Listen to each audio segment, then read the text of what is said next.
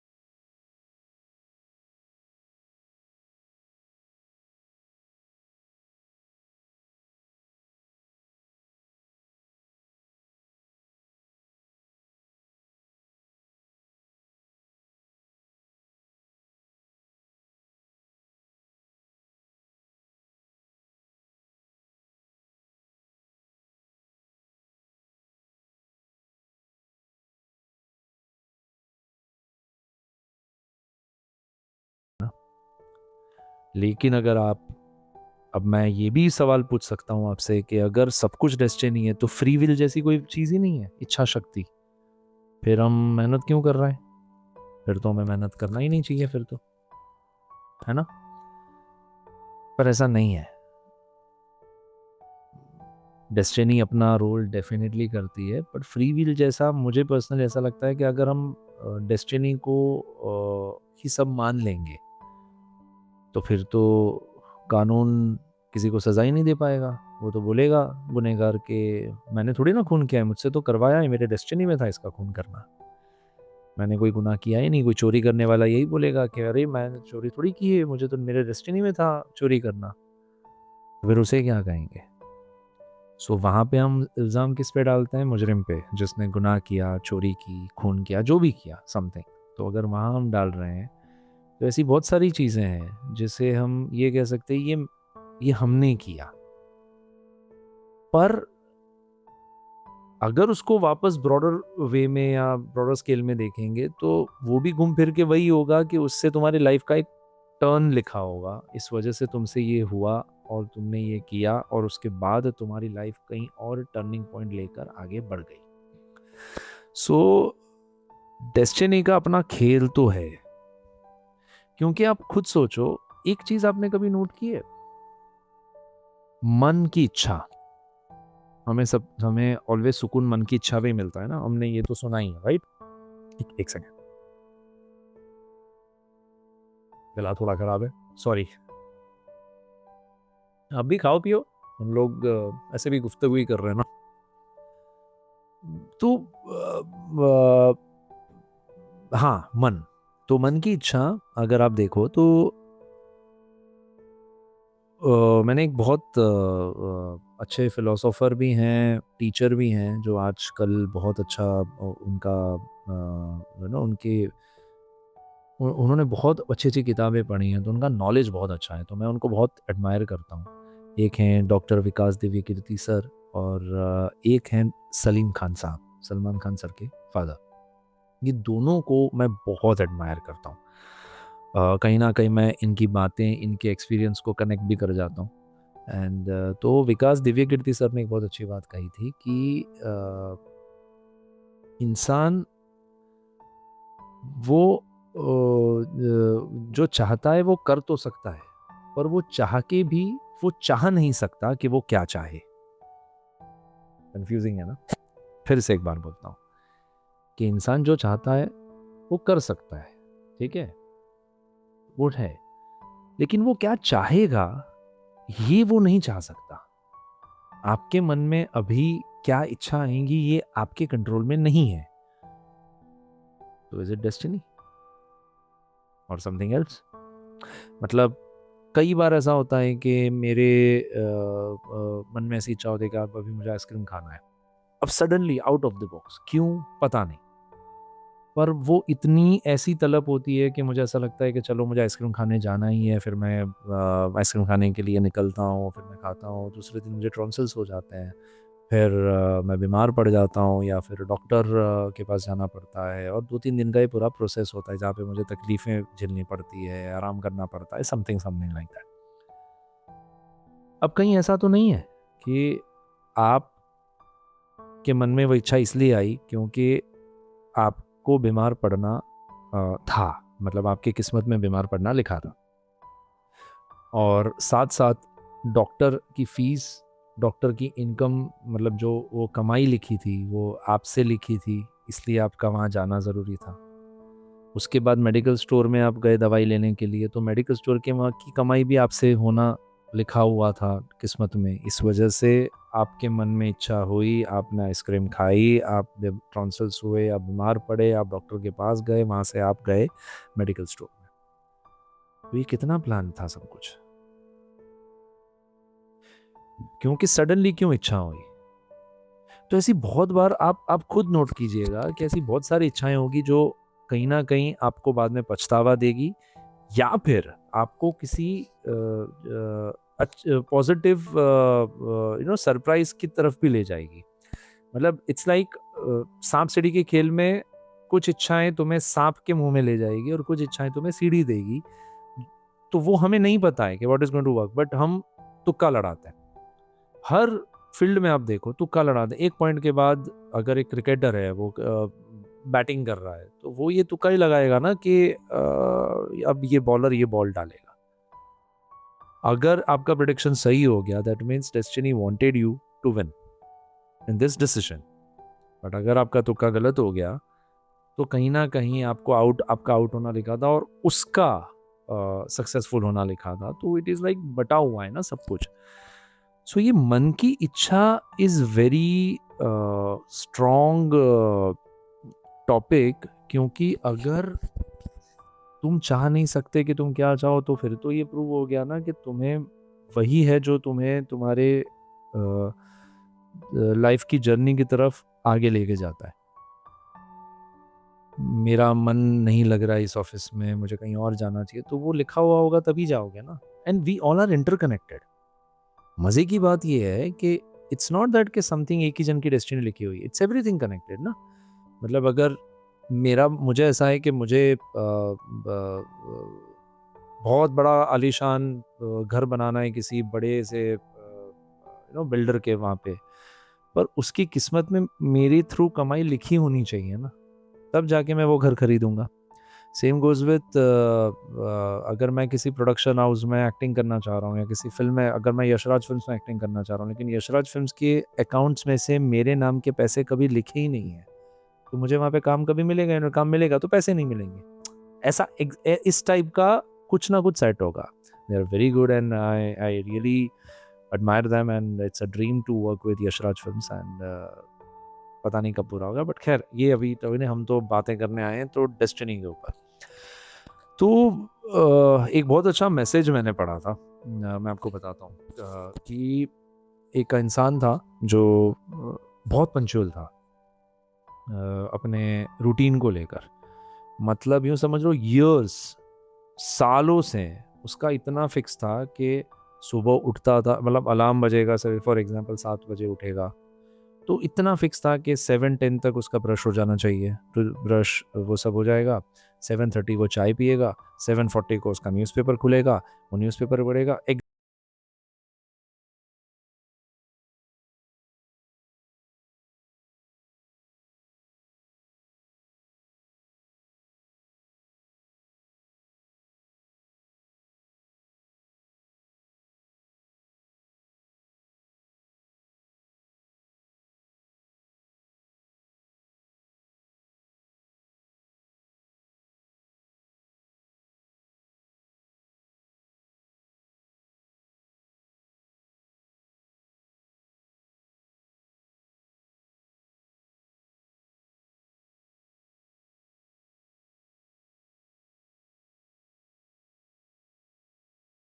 Generally कभी नहीं, मतलब होता होगा तो बहुत रेयरली होता होगा, बट रेगुलर डेज में नहीं होता।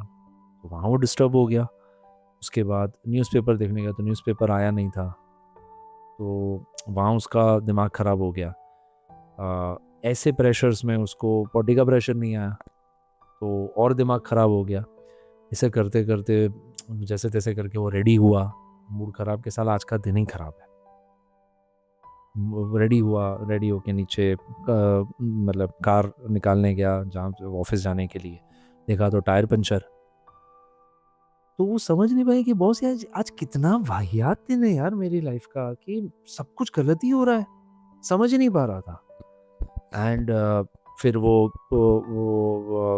गाड़ी लेके जा नहीं पाया, फिर वो कैब्स के लिए वेट कर रहा था, बुकिंग किया, एंड देन धीरे धीरे करते करते तो for the first time in his entire career वो ऑफिस पहुंचा तकरीबन 40 मिनट लेट। ठीक है, और जब वो ऑफिस पहुंचा तो वो देखता है उसके ऑफिस का बिल्डिंग गिर रहा है। जी हाँ, मैं बात कर रहा हूँ ट्विन टावर्स की। जब अटैक हुआ था अमेरिका में, उसी के एक एम्प्लॉय का ये मैसेज था। आई डोंट नो फिक्शनल था या रियल था, पर मैंने कहीं पढ़ा था।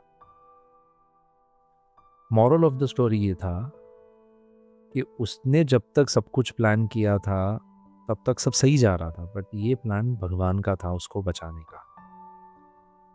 अगर वो टाइम टू टाइम वो बिल्डिंग में पहुंच जाता तो वो बिल्डिंग गिरता और वो मर जाता, पर वो लेट पहुंचा, इस वजह से उसकी जान बच गई। तो इससे हमें ये भी सीखने को मिलता है ना कि जो होता है कहीं ना कहीं अच्छे के लिए ही होता है। गलत सिर्फ इसलिए लगता है क्योंकि हमारे हिसाब से नहीं होता, है ना। कभी सोचना, जो हुआ था सही था, जो हो रहा है वो भी सही है, और जो होगा वो भी सही ही होगा। बस हमारे हिसाब से नहीं होगा, इसलिए हमें ऑलवेज वो गलत लगेगा, क्योंकि हमें ही सिखाया गया है कि हम जो भी करना चाहते हैं वो हम कर सकते हैं। पर हमें ये किसी ने शांति से नहीं सिखाया कि हम क्या करना चाहते हैं ये हम खुद चाह नहीं सकते। वो अंदर इच्छा अपने आप आती है, चाहे वो खाने की हो, करियर की हो, कपड़े की हो, शॉपिंग की हो, कुछ भी हो। सो लॉट ऑफ टाइम्स मैंने इतने सारे किस्से सुने जिसमें मुझे ये बिलीव हो गया कि कोई तो सुप्रीम पावर है। जैसे आर्टिफिशियल इंटेलिजेंस का ज़माना है, एआई का ज़माना है, वैसे ही यूनिवर्सल इंटेलिजेंस का भी ज़माना है कि कोई तो है जो सब कुछ चला रहा है, एंड वो जो प्लान करके बैठा है उसके विरुद्ध तुम जा ही नहीं सकते। मतलब तुम चाह के भी कुछ नहीं कर पाओगे। ठीक उसी तरह हम बोलते हैं ना कि जिसकी मौत लिखी है उसे उसका मृत्यु निश्चित है। मतलब अगर मतलब वो कितना भी बचने की कोशिश करे उसका मरना तय है, और जिसका बचना लिखा है उसको कितने भी मारने की कोशिश करो, कितने भी लोग उसके पीछे पड़ जाए, लेकिन वो बच जाएगा। सेम वही है। एंड ये किस्से के बाद बहुत सारी, जैसे हम मुद्दे पर आ जाते हैं कि जो मैंने जो ये मिरेकल्स ऑफ लाइफ वाला था जिससे मुझे ये किस्सा याद आया, तो ऐसे बहुत सारे किस्से। एक सलीम खान सर का मैं किस्सा सुनाना चाहूँगा कि उन्होंने एक अपने एक पॉडकास्ट में या कहीं पे बहुत अच्छी बात कही थी कि उन्होंने ऐसे एक रुमाल लिया था हाथ में, एंड क्या था कि भाई एक and is your birth and one and is your death.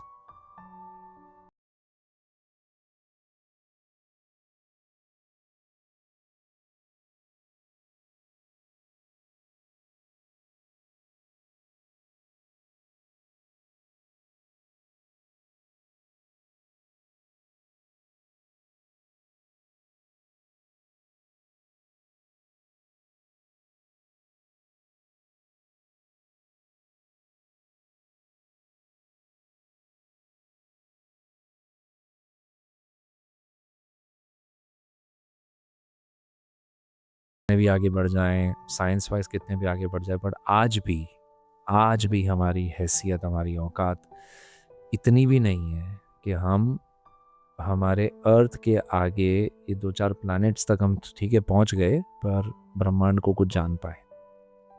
तो जरा सोचो कि आर्टिफिशियल इंटेलिजेंस के ज़माने में ये यूनिवर्सल इंटेलिजेंस कितना पावरफुल होगा। मतलब इतना बड़ा ब्रह्मांड, इसमें इतनी सारी गैलेक्सीज, इतने सारी गैलेक्सी में से एक हमारी गैलेक्सी, उसमें हमारा पृथ्वी, उसमें हमारा देश, उसमें हमारा राज्य, उसमें हमारा शहर, उसमें हमारा नगर, एरिया, गली, बिल्डिंग, फ्लोर, उस पे हमारा मेरा एक फ्लैट, और वहाँ पे मैं। कितना सीरियसली लूँगा यार मैं अपने आप को। इट्स सो इंटरेस्टिंग ना। मतलब हम पूरे ज़िंदगी, मतलब पूरे टाइम तक यही सोचते रहेंगे कि what is right, what is wrong, सच में डेस्टिनी है, सब कुछ वही करवा रही है या क्या। हाँ, ये मैं डेफ़िनेटली मानता हूँ कि हाँ, मतलब 2 पॉइंट मेरे दिमाग में। एक तो ये आया कि सब लोग बोलते हैं कि अच्छा तो मतलब मेहनत नहीं करने का, बैठे-बैठे, तो वो भी डेस्टिनी करवाएगी। अगर आपकी किस्मत में फॉर एग्ज़ाम्पल 10वें ट्राई में सक्सेस होना लिखा है, तो 9 ट्राई आपको फ़ेल वही करवाएगी। वो अंदर इच्छा डालेगी कि 9 अटेम्प्ट करो, 9 में फ़ेल हो, और 10वें में अटेम्प्ट करवाए, मतलब डेस्टिनी ही करवाएगी। वो तुम अब चाह के भी वो नहीं रोक पाओगे। So it is that. But फिर कहीं न कहीं ये भी लगता है कि दूसरा पॉइंट जो मेरे दिमाग में आया था वो ये भी है कि फ्री विल का या इच्छा शक्ति वाला अगर पॉइंट हम उसको नहीं मानेंगे तो हमारे पास मोटिवेशन खत्म हो जाएगा। अ, मतलब अगर हम यही मान के चलेंगे कि अगर होगा तो मिल जाएगा तो फिर हमारे पास है ना कोई मेहनत करने का फायर नहीं रहेगा हमारे अंदर। सो मेरे हिसाब say that is something very wrong. तो कहीं ना कहीं ऐसा लगता है कि ये कर सकते हैं कि कर्म करो फल की इच्छा मत रखो, जो भगवत गीता में लिखा है। ये घूम फिर के वहीं पे आके शायद ये पॉइंट अटक जाता है कि मेहनत करो, अपना बेस्ट दे दो, लेकिन मिला तो बहुत अच्छा फल, नहीं मिला तो कहीं और कुछ होगा, इस वजह से ये नहीं हुआ होगा। वरना इतना क्यों होता? And it's a long process. तो आई गेस कभी आपने ये नोट किया है, हम जब गूगल का कोई मैप देखते हैं, आप कभी सर्च करना Bombay to Delhi Google map में डालना, तो जब हम उसको छोटे स्क्रीन में कर देंगे तो एक छोटी सी इतनी सी लाइन ही दिखेगी। जैसे जैसे हम उसको जूम करेंगे तब वो लाइन सीधे से टेढ़ी हेढ़ी ये वो इधर उधर ऐसे होता हुआ दिखेगा, है ना? आई थिंक अपनी लाइफ भी वैसी ही है ना। बॉर्डर स्केल में ऐसा लगता है 1 to 70 80 जितना जिएंगे, कितना जिएंगे पता नहीं, पर एक अप्रॉक्सीमेटली 1 to 75 पकड़ के चलते हैं। 1 to 75 हो, बट उसके अंदर बीच में कितने हर्डल्स होंगे, कौन से कुछ साल ऐसे होंगे जहाँ पे आपको तरक्की तरक्की मिलेगी, कुछ साल ऐसे होंगे जहाँ पे आप ऊपर से नीचे गिर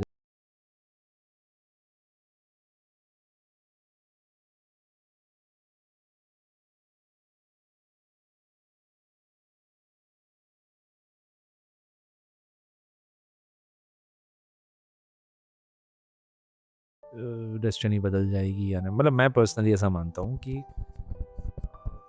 एक तो भगवान से को ना मतलब भगवान से वो डरने लगे हैं लोग। जो भी आप ईश्वर को मानते हैं, मुझे ऐसा लगता है कि वो एनर्जी इतनी प्योर है और वो हम सबकी समझ से सोच से परे है यार। वो इतनी परे हैं कि तुम उनको इंसान की तरह कहाँ सोच रहे हो। मतलब अगर आप पूजा पाठ नहीं करोगे तो वो नाराज हो जाएंगे। आप जल नहीं चढ़ाओगे तो वो नाराज हो जाएंगे। अगर आपसे गलती कोई हो गई तो वो आपको दंड देंगे। ये जो सब है, तो मुझे ऐसा लगता है कि we are God fearing people, वैसा है। तो we have to be friendly with God. और भगवान अगर मुझे मानना ही है तो मैं पर्सनली ऐसा करता हूँ कि मैं मूर्तियों में भगवान को नहीं ढूंढता। भगवान तो कण कण में है। और मैं डंके की चोट पे मेरी बिलीफ तो एक्सप्रेस कर सकता हूँ कि मैं कण कण में भगवान को मानता हूँ। फिर वो गोबर हो, हलवा हो, खाई हो, गार्डन हो, इंसान हो, जानवर हो, पक्षी हो, चींटी हो, पत्थर हो, कहीं पर भी हो, सब कुछ उसकी मर्जी से ही बना है। इस दुनिया में ऐसा कुछ भी नहीं है जो सर्जित हुआ और उसकी मर्जी से के बिना हुआ है। पहले तो पंच तत्व हम जिसे कहते हैं, अर्थ, स्काई, अग्नि, वायु और जल, हम जिसे पांच जिसके जिससे हमारा शरीर बनता है, और जब एक इंसान की मृत्यु होती है तो उसे बोलते हैं पंच तत्व में विलीन हो गए, राइट? सो कोई भी नॉन लिविंग थिंग्स, कोई चीज़ें सामान जो भी बनता है वो कहीं ना कहीं इनसे ही जुड़ा होगा, तब जाके बना होगा। तो भगवान तो ये कुदरती तो भगवान है। या फिर ज़्यादा से ज़्यादा आप मतलब ये मान सकते हैं कि माता पिता इज़ योर लिविंग गॉड।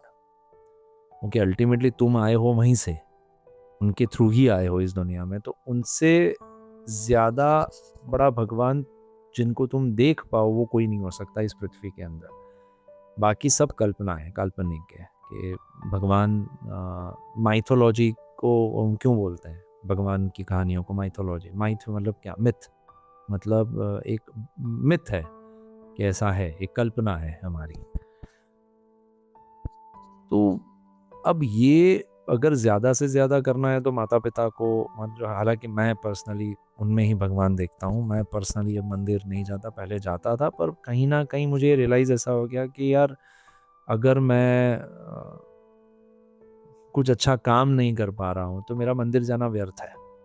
इससे बेहतर है कि मैं कुछ अच्छा काम कर लूँ, किसी का भला कर लूँ, किसी को दान दे दूँ, किसी की तकलीफ़ें दूर कर दूँ, किसी को हेल्प कर दूँ, कहीं वो फँसा है, चाहे वो मेरी गाइडेंस से हो, मेरी किसी यू नो किसी भी टाइप की फाइनेंशियल हेल्प हो या कुछ भी हो, अगर वो करके अगर मैं किसी की तकलीफ़ दूर कर रहा हूँ, तो वो अपने आप में एक भक्ति हो जाती है, ये मेरा पर्सनल मानना है।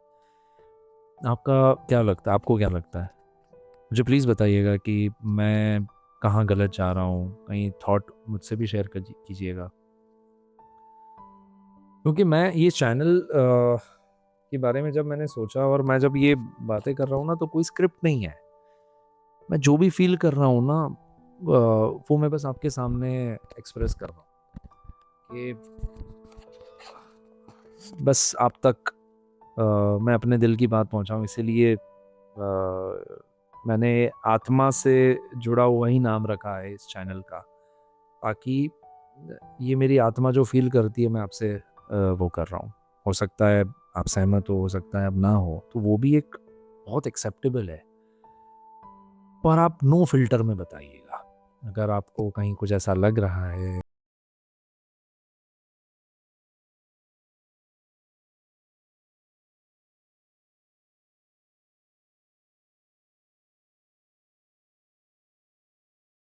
सोचने लगा ना जब ये क्योंकि मैं बताऊँ आपको, मैं ऑलमोस्ट देखो मतलब इंसान को क्या है ना कि करियर में जब वो डाउनफॉल में आता है पैसों को लेकर या ग्रोथ को लेकर, तो वो भगवान के पास भागता है। भगवान खुद तो जवाब देंगे नहीं, तो या तो कोई पुजारी या तो ज्योतिषी इनके पास दौड़ेगा। सो मैंने मेरी लाइफ में अप्रॉक्स मतलब आई एम नॉट एग्जेजरेटिंग इसको वो मत समझना कि मैं बढ़ा चढ़ा के बोल रहा हूँ, बट जेन्यूनली अगर हम ज्योतिष विद्या ले लो, एस्ट्रोलॉजी, न्यूमरोलॉजी, पैमोलॉजी, फिर वास्तु, ऐसे जितने भी टाइप की एक जो भविष्य बताने में तुम्हारी मदद करते हैं या तुम्हें एक राह दिखाने में मदद करते हैं, ऐसी जितनी भी विद्याएं हैं, उन सबको मिला के अप्रॉक्स मैंने 44 लोगों को कंसल्ट किया है अभी तक। पर मेरे किस्से में सब फ्लॉप हो गए। एक का भी प्रोडिक्शन मेरे ख्याल से 30% से ज़्यादा नहीं हुआ होगा। एक आध का 30%, बाकी तो सबके 10% से ज़्यादा नहीं होंगे। 2-3 के सिर्फ ऐसे थे कि जो 30% तक पहुंचे थे, बाकी कुछ भी नहीं था। बहुत धागे पहन लिए, बहुत अंगूठियां पहन ली, पर जब से ये मानना शुरू किया ना कि अगर अंगूठियों से ही करियर बदल जाता है, तो फिर अंगूठी जो बेच रहे हैं उनका तो कल्याण हो जाना चाहिए था। पूजा पाठ करने से ही सब कुछ हो रहा है, तो फिर तो पुजारी ही सबसे धनिक होने चाहिए थे। अब्रॉड में तो लक्ष्मी पूजा नहीं करते हैं ना, मतलब वो बिल गेट्स थोड़ी करते हैं। सो ऐसी बहुत सारी फिलोसॉफीज जब मैं धीरे धीरे, तो ये सारी फिलोसॉफीज है ना, मैं फील करने लगा कि हाँ यार, एंड दैट इज हाउ, मतलब जैसे मुझे पता कि तू नास्तिक है, तो मैं बोलता हूँ पता नहीं यार, ये वर्ड किसी ने एग्नोस्टिक बोला था, किसी ने नास्तिक बोला था, पता नहीं ये क्या इसका मीनिंग होता है, पर मैं इनको ये बोलता हूँ कि मैं सिर्फ ये मानता हूँ कि आस्तिक लोग में एक बहुत बड़ा वर्ग है जो ये मानता है कि उनका धर्म ही सच्चा है और अच्छा है। अगर मैं नास्तिक हूँ या अगर एग्नोस्टिक टाइप का बंदा हूँ जो डिबेट में पढ़ना ही नहीं चाह रहा है कि ईश्वर है भी या नहीं है, तो भी बहुत अच्छा, नहीं है तो भी कोई फर्क नहीं पड़ता है, वैसे अगर मैं इस टाइप का हूँ तो भी मैं यही कहूँगा कि मतलब ईश्वर क्यों भेदभाव करेगा।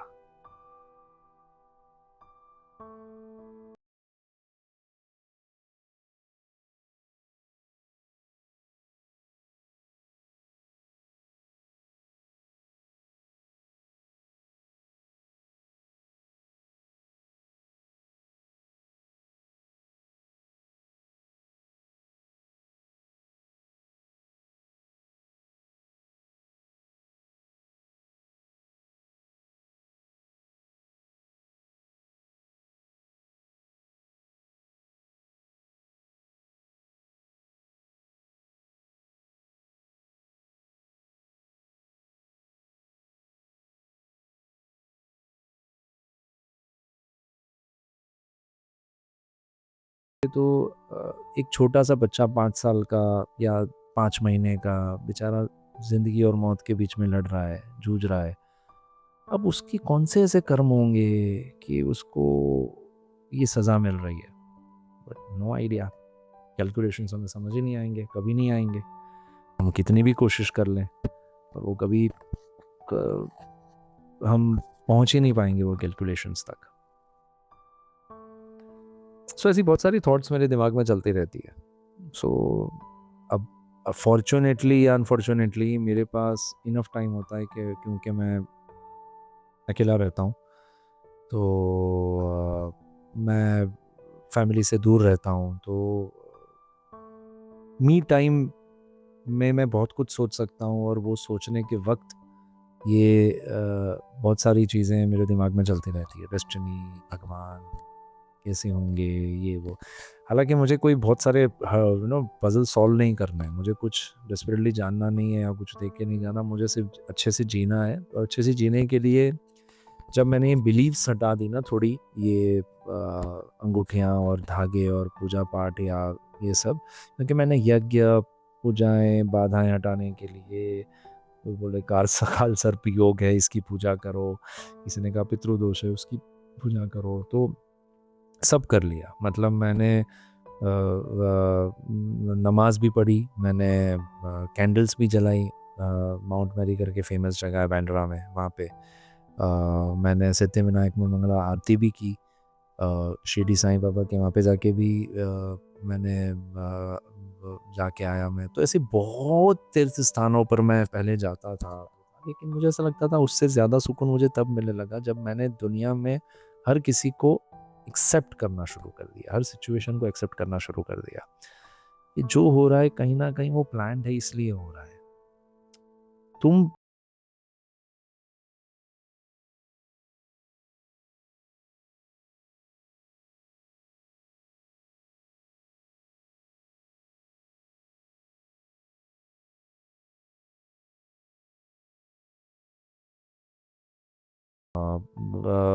डेस्टिनी का जो बात हुआ था ना, कि मैं जब नया-नया मुंबई शिफ्ट होने वाला था, तो मैं एक ऑडिशन देने आया था मुंबई में, जहाँ से मैं आउट हो गया था, रिजेक्ट हो गया था। तो रिटर्न की टिकट नहीं थी, तो एजेंट्स होते थे उस टाइम पे, तो वो सेटिंग-वेटिंग कुछ करवा के टीसी से बात-वात करके टिकट्स, तो मैं जब किसी एजेंट के पास गया बॉम्बे सेंट्रल, और उसने बोला कि बांद्रा से गाड़ी है, वहाँ पे आपकी टिकट मैं करवा देता हूँ। उसी दौरान एक दूसरा लड़का आया, वो भी अहमदाबाद से ही था। मैं अहमदाबाद से हूँ ना, तो वो भी अहमदाबाद से ही था और वो भी ऐसे ही टिकट के लिए आया था, और उसको भी बोला कि हम दोनों की टिकट हो जाएगी। इस बहाने हम बांद्रा गए। बांद्रा में हमने मतलब हम साथ में ट्रैवल कर रहे थे, तो कार्ड्स एक्सचेंज हुए। तो यूँ समझ लो कि ये बात थी नवंबर महीने की, उस साल में। सॉरी, मई महीने की बात थी। और फिर 1 महीना हो गया। मैं 1 महीने बाद मुझे ऑडिशन के लिए फ़ोन आया। पहले मुझे रिजेक्ट कर दिया था, लेकिन फिर जिसको लेकर उन्होंने शूट शुरू किया था उसके साथ कुछ पंगे हो गए, and then they thought that कि I am the second option and I am the best option after that. तो उन्होंने मुझे बुलाया, तो मैं आ गया। पहले तो मैं मेरी मौसी जी के घर पे रहा। वो नहीं है, गॉड ब्लेस हर सोल। मतलब वो माँ की तरह उन्होंने मौसा मौसी भाई भाभी सब ने बहुत संभाला था। तो 4-6 महीने मुझे वहाँ रखा उन्होंने। एंड देन जब मैं घर ढूंढने लगा, अब वो जो लड़का मिला था ना मेरे को, जो ट्रेन में हम साथ में सफ़र कर रहे थे, टीसी वाला सेटिंग वाला जो एजेंट से टिकट ली थी, वो लड़के ने मुझे कार्ड दिया था। वैसे ही मैंने पर्स में रख दिया था, मुझे तो याद भी नहीं था। और कई बार ऐसा होता है ना, पर्स में बहुत सारे कार्ड्स होते हैं, उसमें से कुछ कार्ड्स ऐसे होते हैं हमें याद भी नहीं होते, वो पड़े रहते हैं, वैसा। अब जब मैं घर ढूंढ रहा था, तो मैं उसी एरिया में ढूंढ रहा था जहाँ पे वो रहता था, जो उसने बताया था। पर मुझे क्लिक ही नहीं हो रहा था कि उसको मुझे फ़ोन करना चाहिए, उससे मदद लेनी चाहिए। मुझे क्लिक ही नहीं हो रहा था।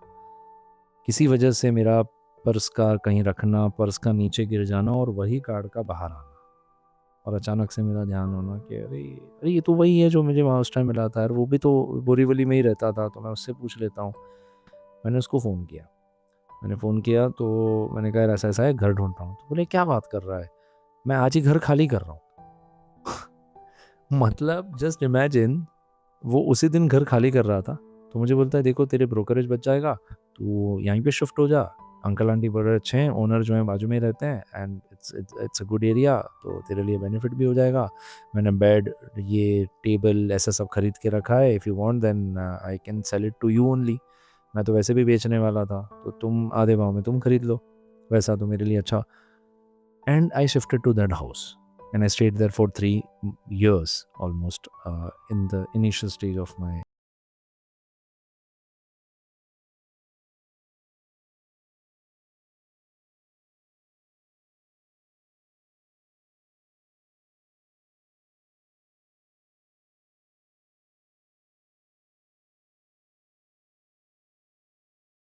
कॉलेज का एक किस्सा है जिसमें ऐसा है कि एडमिशन मतलब गलती से मैं कोई और कॉलेज, मतलब एक कॉलेज के 2 सेक्शंस हुआ करते थे जो कि बहुत फेमस थे वहाँ पे वो कॉलेज, और मुझे उस कॉलेज में एडमिशन लेना था, तो मैं गलत वाली कॉलेज की लाइन में खड़ा हो गया था।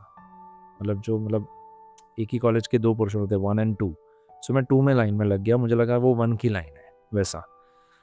एंड जब तक मुझे रियलाइज़ हुआ, पता चला, तब तक 1 में एडमिशन्स फुल हो गए थे, तो सब लोग इधर उधर की पहचान लगा रहे थे मिनिस्टर्स की ज़मीन, तो मैं और पापा, हमारे पास कोई पहचान नहीं थी, तो पापा मेरे साथ आए थे एंड हम लोग गेट के वहीं पे ऐसे खड़े थे और मैं सिर्फ वैसे ही बिल्डिंग को देख रहा था। एंड वहाँ पे मैं देख रहा था कि एक प्रिंसिपल जैसे दिखने वाला एक इंसान है जो प्रिंसिपल ही लग रहा था, क्योंकि सब लोग उसके पास जा रहे थे और वो सबको मना कर रहा था, थोड़ा कि भाई कोई लेटर दे रहा था, बोले भाई कुछ नहीं हो सकता, मना मना मना सब चला। अचानक से काफ़ी दूर, मतलब कुछ नहीं करके वो 50 फीट दूर होंगे मुझसे, और वहाँ पे बहुत भीड़ थी, बट उनमें से उनका अचानक से ध्यान मुझ पे आ गया और उनकी नज़र मुझ पे गई, एंड और एक एक बहुत ही जैसे खो जाने वाली स्माइल होती है और कुछ होता है ना अंदर से रियलाइज़ होना, एंड उन्होंने मुझे ऐसे करके इशारा किया कि इधर आओ, और मैं अंदर आया और बोले क्या है, क्या हुआ? तो मैंने कहा कि ऐसा ऐसा था, मैं दो गलत जगह पे लाइन पे खड़ा रह गया था और मेरे 2 मार्क कम थे, 79 समथिंग था एंड 80 पे कट ऑफ था समथिंग कॉलेज के एडमिशन का। बोले वैसे तो कुछ नहीं हो रहा है, मैं कुछ कर ही नहीं पाऊँगा, बट एक सीट हम सबको, हर प्रोफेसर को और प्रिंसिपल को वीटो पावर वाली मिलती है, जहाँ पे हम किसी भी कि एक एक्स्ट्रा ऑर्डिनरी स्टूडेंट को हम दे सकते हैं एडमिशन, चाहे वो थोड़ा एकेडमिक्स में कम भी हो तो।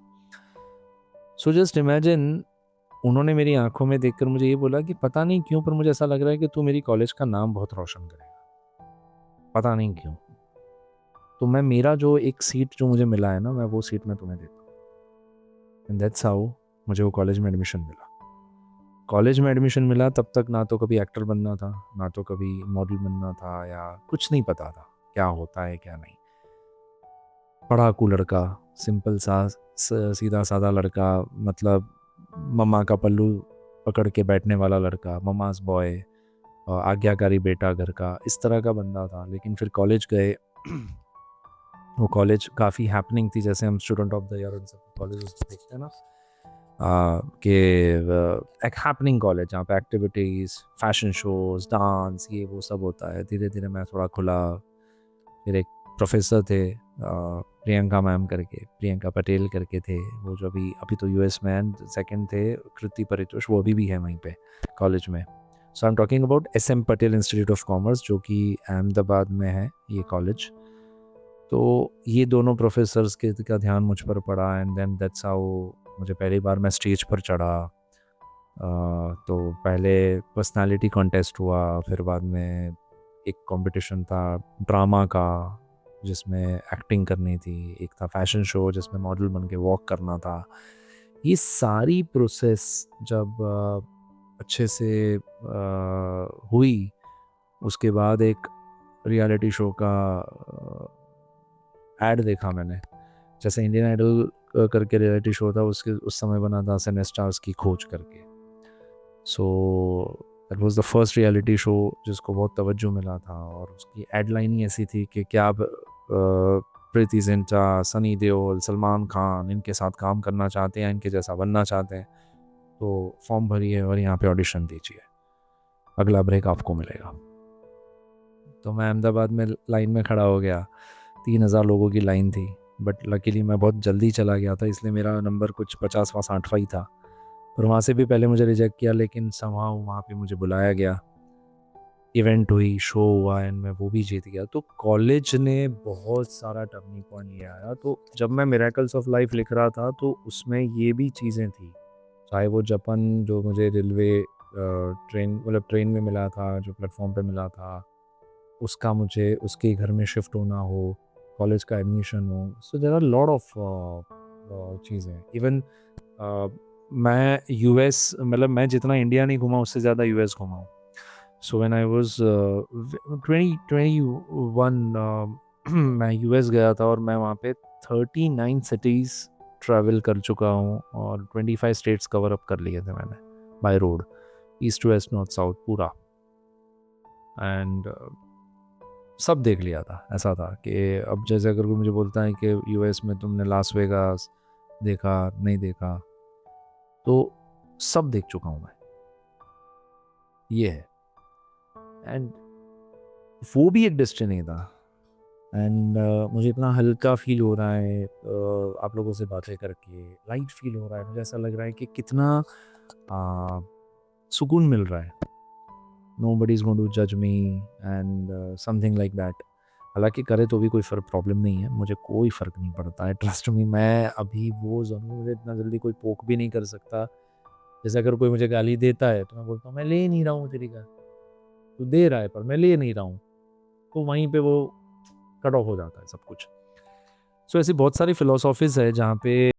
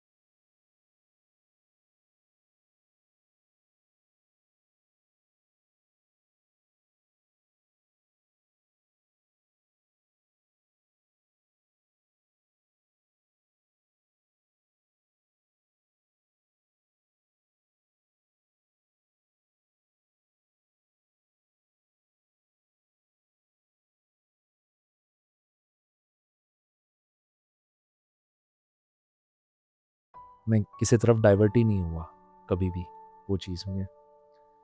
सो वो एक डेफिनेटली प्लस पॉइंट रहा, जहाँ पे मैंने अपने आप को संभाला, और इसकी वजह से मुझे बहुत सुकून मिला हेल्थ वाइज।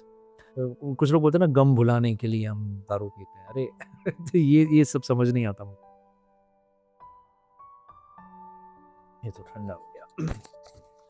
सो ऐसी बहुत सारी चीज़ें मैं इसीलिए आपके सामने आ जाता हूँ, और ऐसी बहुत सारी बातें करता रहता हूँ, यही सोच के कि कुछ एक्सपीरियंस शेयर करूँ आपसे। एंड अगर कुछ अच्छा लगे तो रख लेना अपने पास, अगर अच्छा ना लगे तो डिलीट कर देना, क्या फ़र्क पड़ता है। बिल्कुल वीडियो बंद कर देना, कोई कंपल्जन नहीं रखना। मेरी चैनल में ऐसा बनाना चाह रहा हूँ जहाँ पे एक हो ना, खूटी होती है, पता है हमारे सबके घर में एक, जिसको यानी हिंदी में क्या बोलते हैं मुझे नहीं, गुजराती में हम लोग खूटी बोलते हैं। वो दरवाजे के पीछे होती है जहाँ पे हम अपने कपड़े पहने हुए कपड़े टांगते हैं। और वो कैसा होता है कि हमारा वो बर्डन ले लेता है, खूंटी हमारे कपड़ों का। तो मुझे मेरी चैनल को ऐसा बनाना है जहाँ पे आप आओ, सुनना है सुनो, नहीं सुनना है मत सुनो, पर ऐसा लगना चाहिए कि जैसे मैं आपके साथ में बैठा हूँ और आपसे बातें कर रहा हूँ। कुछ आप बताओ, कुछ मैं बताता हूँ। अभी तो मैं ही बोल रहा हूँ, कमेंट्स में आप बता देना। कभी लाइव हो जाएंगे तो बातें कर लेंगे। और ये कई बार होता है ना, अनजान साथी तुम्हें जज करने का तुम्हें प्रेशर नहीं रहता, परफॉर्म करने का प्रेशर नहीं रहता, ये सोच के कि भाई मुझे इसके सामने ऐसा प्रिटेंड करना पड़ेगा वरना ये मुझे क्या जज कर लेगा। ये सब चीज़ें नहीं होती। तो मैं ये चैनल को बहुत नॉर्मल रखना चाह रहा हूँ। मैं आपसे बातें भी कोई ओ माय गॉड ऐसे कुछ करके लाउड होके कर नहीं रहा हूँ, या ना तो म्यूजिक ऐसे ढह ढह ढह वाला होगा। ये सब मुझे नहीं करना है, रियल रहना है। जैज एक्सेप्ट करे ना करे कोई प्रॉब्लम नहीं है लोग। मैं गाइस मैंने पहले वीडियोस बनाए थे, आई गेस मेरा 2020 में लॉकडाउन के वक्त मैंने एक टीवी शो किया था जिसका पेमेंट इशू हुआ था। तो पूरी टीम के लिए मैंने, हालांकि मेरा पेमेंट नहीं फंसा था, पर वो टीम के लिए मैंने वीडियोस बनाए थे जो लकीली इतने वायरल हो गए थे। और इसकी वजह से प्रोड्यूसर्स को पैसे चुकाने भी पड़े थे क्योंकि फिर वो बहुत हल्ला मच गया था। तो तब मैंने कभी सोचा नहीं था कि मैं कोई यूट्यूब चैनल चालू करूँगा या फिर फेसबुक पेज पर मैं एक्टिव रहूँगा। मैं सोशल मीडिया से काफ़ी दूर रहने वाला, क्योंकि ज़िंदगी में सुकून बहुत है उससे दूर रहने में। और मैं सुकून का ऑलवेज प्यासा रहता हूँ। मुझे ऐसा लगता है एक एक पल को, एक एक सांस को मैं फ़ील करना चाहता हूँ। एक दिल की धड़कन को भी मैं सुनना चाहता हूँ। मैं सब कुछ फ़ील करना चाहता हूँ जो हम भागा दौड़ी वाली लाइफ में नहीं कर सकते। तो वो वीडियोस के बाद अब जाके मैं वीडियोस बना रहा हूँ। तो तब भी मैंने यही कहा था, अभी भी मैं एक चीज़ डेफिनेटली कहूँगा, no need to subscribe, no need to like my video, no need to watch my video. If you genuinely feel it then only do it, otherwise it's completely fine। ठीक है। कोई अपेक्षा लेकर मैं आपके पास नहीं आया हूँ। मैं सिर्फ एक ही पॉइंट ऑफ व्यू लेकर आया था कि रियल रहूँगा, अपने आप को आपसे रूबरू करवाऊँगा, कुछ आपसे सीखूँगा, कुछ मैं सिखाऊँगा, और ऐसे करके एक बेहतरीन लाइफ बना पाएँ। तो साथ में बेहतरीन लाइफ बनाते हैं, नए लोगों से जुड़ते हैं, नए दोस्तों से जुड़ते हैं, क्योंकि वैसे भी बहुत शोर शराबा मचा हुआ है लाइफ ये सोशल मीडिया पर। आपको नहीं लगता ये मतलब मारा मारी, गाली गलौज, मतलब बोल्ड कंटेंट वाली चीज़ें बहुत हो रही है हमारी लाइफ में। एक्सीडेंट्स इतने हो रहे हैं, प्रेशर, सबके बाल सफ़ेद हो रहे हैं जल्दी, सब टकले हो रहे हैं बेचारे, ओबेसिटी से परेशान है। तो कितने प्रॉब्लम्स हमारे लाइफ में बिकॉज ऑफ सोशल मीडिया और मोबाइल को हमने जितना टाइम देना शुरू किया कर दिया है ना लाइफ में, वो कहीं ना कहीं हमें बहुत डिस्टर्ब करके रख रहा है, जो हम एक्सेप्ट नहीं कर पा रहे हैं, बट इट्स फैक्ट। तो इन सारी चीज़ों से दूर परे हमें जाना है। और हमें मतलब मुझे जाना है। आप आना चाहो, most welcome. I would love to, I would be more than happy to have your company. पर अगर आप नहीं आना चाहें, गॉड ब्लेस यू, कोई टेंशन नहीं है। इसलिए मैं बोल रहा हूँ कि कुछ भी मत कीजिएगा। पसंद आए तो देख लीजिएगा, सुन लीजिएगा। एक एक हम सफ़र, एक साथी, एक अनजान सा दोस्त जो बस आपसे गुफ्तगू कर रहा है। ये सब मेरे लिए बहुत नया है, पता है, कि ये माइक पकड़, क्योंकि यहाँ पे वो रसल आता है तो ऑडियो फिर अच्छा नहीं आता, तो अच्छा नहीं लगता अगर वो डिस्टर्ब करेगा। तो सेटअप भी मुझे कैसा बनाना चाहिए मुझे नहीं पता, जितना जो थॉट आया मैंने कर लिया। प्रेजेंटेशन वाइज कैसे मैं अच्छा कर बना सकता हूँ, कोशिश कर रहा हूँ। सो आई विल ट्राई। धीरे धीरे एआई को यूज़ करने का शुरू करूँगा। मतलब I want to make this channel like, मुझे यहाँ पे दूसरे कॉन्सेप्ट्स ऐसे भी बनाने हैं जहाँ पे हम एक अच्छा सा मैसेज दे पाएँ, because I am into film making world. मैं फ़िल्म इंडस्ट्री से जुड़ा हुआ हूँ। मुझे ऐसा लगता है कि बहुत सारी चीज़ें तुम्हें अपने आर्ट के द्वारा भी लोगों तक पहुँचानी चाहिए, जहाँ पे मैं सिर्फ़ बोल के ज्ञान ना दूँ, पर अगर कोई कंटेंट या टॉपिक मुझे अपील करता है तो मैं उसके ऊपर भी वीडियोस बनवाऊँगा, बाकायदा एक मतलब एक फ़िल्म की तरह बनाऊँगा उसे एंड आपके समक्ष प्रेज़ेंट करूँगा शॉर्ट फ़िल्म जैसा। 2 मिनट, 5 मिनट, 10 मिनट, तो बहुत सारे कॉन्सेप्ट्स मेरे दिमाग में हैं। सो वो भी इस चैनल पर लेकर आऊँगा और ऐसे बातें भी करते रहेंगे। मेरे ख़्याल से व्लॉगिंग ज़्यादा होगा, क्योंकि जहाँ मुझे कोई टॉपिक लगेगा, मैं आ जाऊँगा आपके सामने एक्सप्रेस कर दूँगा। तो एक्सप्रेस करने में मुझे ऐसा लगता है मन से बातें तो बहुत की, कैमरा से बातें करते हैं। क्योंकि कैमरा मतलब माँ और फैमिली, मतलब मम्मी-पापा, फैमिली, दोस्त, एक लड़की मुझे बहुत पसंद है, वो उसके बारे में कभी बाद में बात करेंगे। पर तो ये इन सब के बाद अगर किसी से बहुत बेइंतहा मोहब्बत है, बेशुमार प्यार है, तो वो है कैमरा। जब से होश संभाला इनके सामने ही रहे एंड लाइट्स, कैमरा, माइक, ये सबसे इतना लगाव है कि इसी के लिए वो लाइन सेट होती है कि जीना यहाँ, मरना यहाँ, इसके अलावा जाना कहाँ।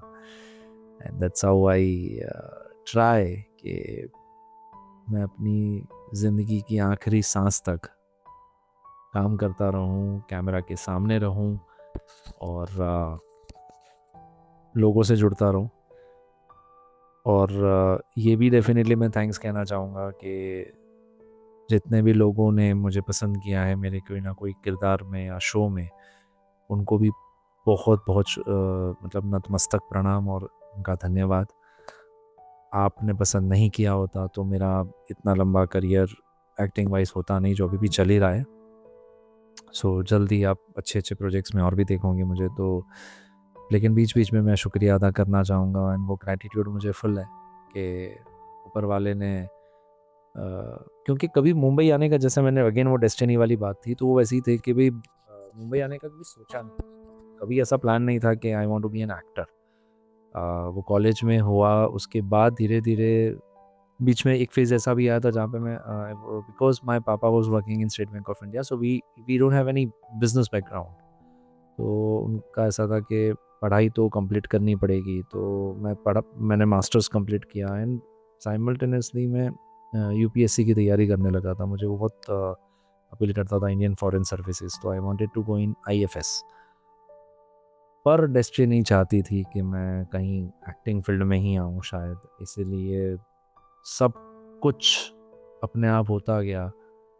मैं काम के साथ, मतलब आप सोचो कि जहाँ पे आज हज़ारों लाखों लोग ऑडिशंस देते हैं, उनको में से किसी कोई एक सेलेक्ट होता है। उस ज़माने में मुझे स्टार प्लस का एक कॉन्ट्रैक्ट बैठे-बैठे अहमदाबाद आता है और मुझे एक शो में फाइनल किया जाता है और मैं जैसे ही मुंबई पहुँचता हूँ, उसी दिन से मेरा शूट भी शुरू हो जाता है।